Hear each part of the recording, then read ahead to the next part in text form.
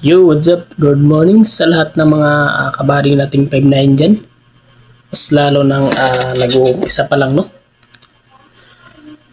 Sa hindi pa nakakaalam ng gamit ng radyo. So, magbigay ako ng tips sa mga sign ng mga radyo. Pin codes, no? So, guys, umpisa na natin.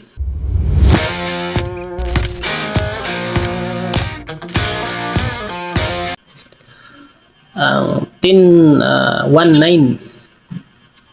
return, come back.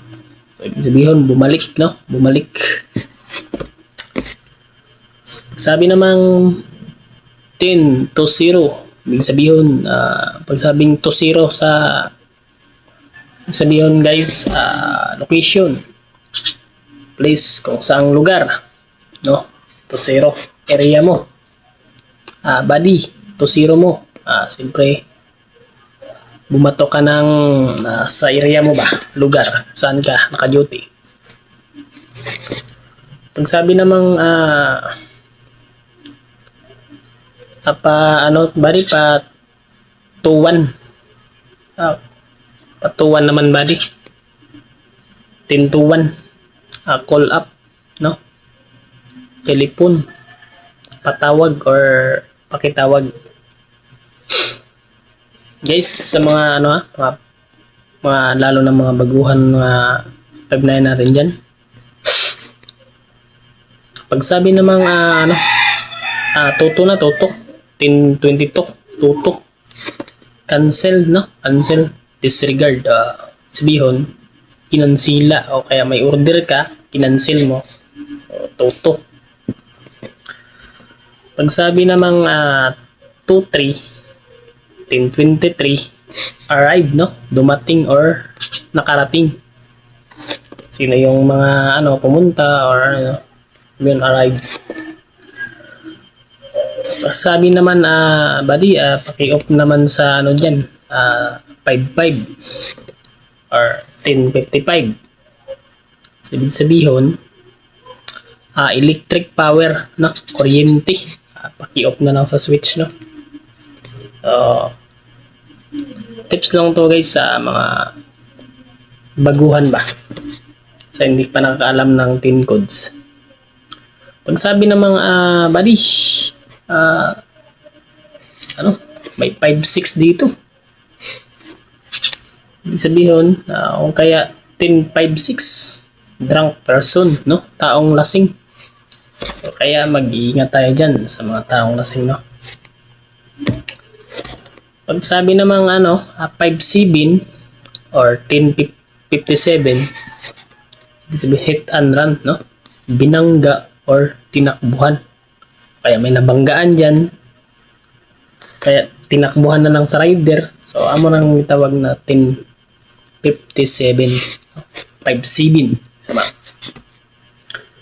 Pag sabi naman guys 5-9, alam nyo na. Siyempre, kasamahan, kabady, kampiyon, or pari, samahan mo sa trabaho.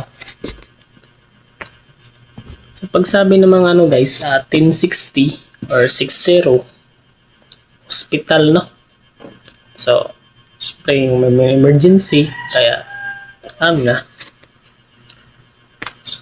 So, pag sabing 10-6-1, so, doktor, medical team. Yan guys, tandaan nyo lang sinasabi ko guys sa mga hindi pa nakakaram. Sa mga naman guys, sabing buddy, may 6 to ka na, yung ibig sabihin medicine, gamot, no? So, number 1 yan guys, kailangan natin yan, gamot. Kasi lalo ng sakit ng ulo natin, kaya ay pamatsyag tayo. So 6-2, no? 6-2, 10-6-2, 10-62. Pag sabi namang guys, 63 na, ibig sabihin assignment, no? Assignment complete, tapos ng trabaho natin, no? Tapos na yung duty o So number 1 guys, ang pinaka-importante talaga sa lahat yung 3-7, no? 3-7, 10-3-7. So, bali, nag-3-7 ka na.